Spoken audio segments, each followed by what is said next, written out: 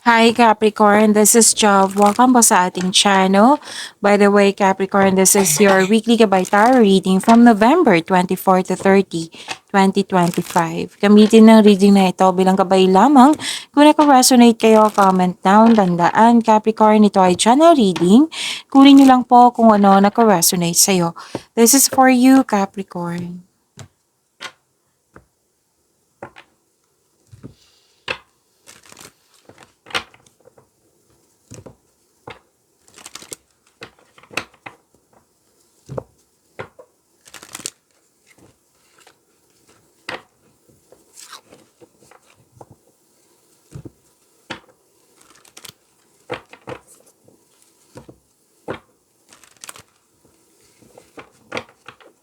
Para po ito sa'yo, Capricorn.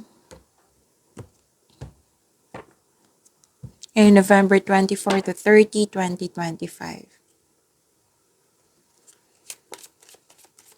Maraming salamat po sa inyo patuloy na suporta sa mga nag-donate, sa mga hindi nag-skip ng ads. Maraming salamat po. Sa mga hindi pa nag-subscribe, subscribe na po kayo at click bell notification para malaman nyo na may bago tayong video. Para sa mga gustong magpa-reading po, comment po kayo ng personal reading. Again, comment kayo ng personal reading and check my replies sa comment section. So, apat po ito. Wow, puro maganda ha, Capricorn. Love is blooming, romance, attraction, and affection. Nagkaroon ka ng time for yourself, to your partner, to your family. Cash flow, maraming transaksyon. Maaari din na may dumating na opportunity sa iyo na magpapigay sa iyo ng malaking pera. Yes. Pwede may expectation kayo na may parating na malaking pera kasi may nakita kong malaking pera po dito. At prosperity is yours ha. Cash flow transaction. New beginning. At ang new beginning na ito is maganda kasi change for the better. Maaari din na makatanggap ka ng balita na may buntis or ikakasal. At pwede din na may paglilipat sa malayong lugar. Makaka-receive kayo ng mabuting balita po. Good luck and good karma. Things going your way. Positive opportunities and success.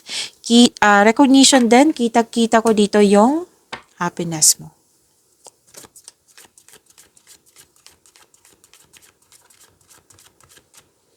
Energy ni Capricorn ngayong November 24 to 30, 2025. Andito po si Angel of Reflection.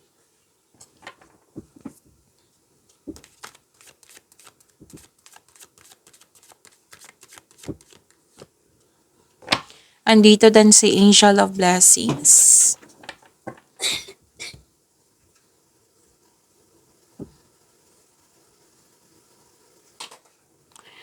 Para sa mga bago dito, kung may napansin kayo na repeating message, yan po yung pinupush ng card sa inyo na kailangan yung bigyan ng atensyon, solusyon at aksyon kung maaari po.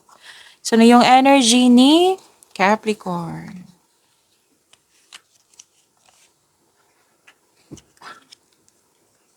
Maraming mga tao na takot mag-isa. Baliktad naman sa'yo. Naglaan ka ng oras upang ikaw ay makapag-isip na mag-isa, soul searching ika nga. You can restore your energy by spending time with yourself. Para sa pagbalik mo, you will feel your energy restored. Naghahanap ka ng solusyon sa inyong problema, sagot sa inyong mga katanungan. Sabi ng iyong card dito, all life's answers are within you. Nasa iyo na yung sagot, nasa iyo na yung solusyon. Parang perfect time sa inyo na alone time.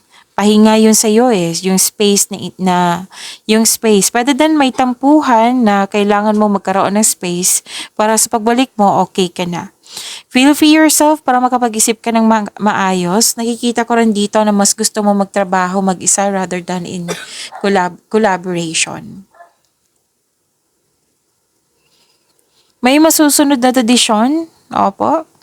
Okay. Babala po sa palaging masyadong mabait. May masusunod na tradisyon like, for example, pamamanikan, kasal, mag-take ng board exam, masteral for traditional career path, or you're moving up to the ladder of success. Pwede din any kind to na tradisyon ng mga Pinoy. Masusunod po. And some of you are earning money as a teacher. To attract more blessings, let us say the power affirmation. Let us say, kasi andito po si Angel of Reflection. Let us say, I create space to learn more about myself and my spiritual path. I create space to learn more about myself and my spiritual path. And Andito po si Angel of Blessings. Let us say, I will listen to my inner voice and trust my angels. I will listen to my inner voice and I trust my angels. Kung sa Tagalog pa kasi may nag-request po, lumilika ako ng puwang upang matuto ng higit patungkol sa aking sarili at sa aking spiritual na landas. Si Angel of Blessings, pakikinggan ko ang aking panloob na tinig at nagtitiwala ako sa aking mga anghel.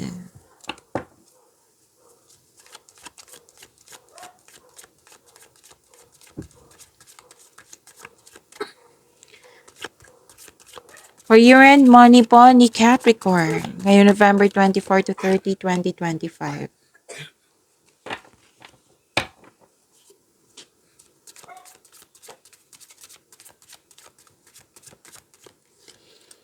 Okay, Capricorn.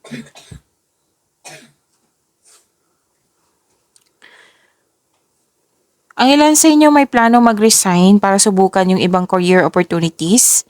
At wow, ito yung sinabi dito kanina, 'di ba, na may parating na pera. May parating talaga na malaking pera po. So claim niyo po.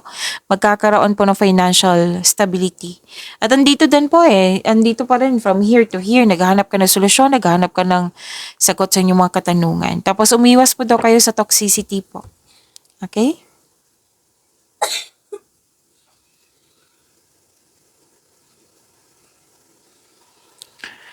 Okay, so umiwas kayo. Dalawang card kasi nagsabi dito na umiwas kayo sa conflict, sa... Oo, kung pwede po, kung kaya nyo ma-resolve to, then do it. Mas mabuti. Oo, tapos ang ilan sa inyo magpapatayo ng bahay or structure. Umiwas talaga kasi may ano dito dalawang card na mismo nagsabi dito na may taong hindi totoo sa iyo. So, be careful sa pag-share sa kanya ng mga plano mo sa buhay. Tapos, yun po. Umiwas kung pwede po. Alam mo kung sino to. Alam mo. Kasi may competition, rivalry, pwedeng inggit to, pwedeng selos. So, umiwas na lang po. Mag-focus na lang kayo sa inyong mga gawain.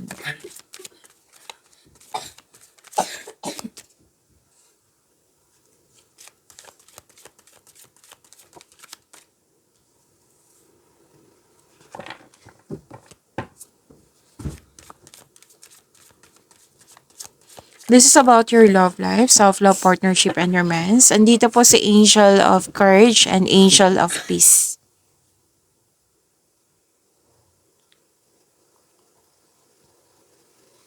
Okay. Nakikita ko dito na para sa mga single, have a confidence at labas din kasi kayo sa comfort zone mo upang sa gayo you have a chance to meet new people. Para sa mga marelasyon sa buhay mag-asawa, share your opinion o problema sa inyong partner para alam din niya na may concern ka. Kasi mukhang hindi niya alam Hindi niya alam. Or hindi lang siya naging sensitive. So, kailangan niyong pag-usapan po. Okay? Magkakaroon ka naman ng confidence dito and you have the inner power, resilience, kumbaga. Feel your fears and take action anyway.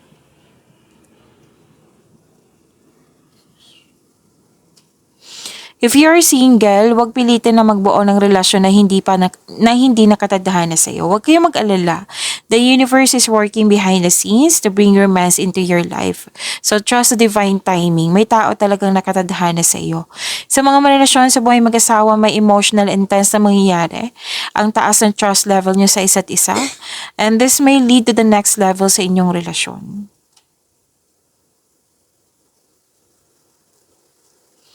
Nakikita ko rin dito na nagkaroon po ng, para sa mga single, may parating na bagong tao na stable sa inyong buhay.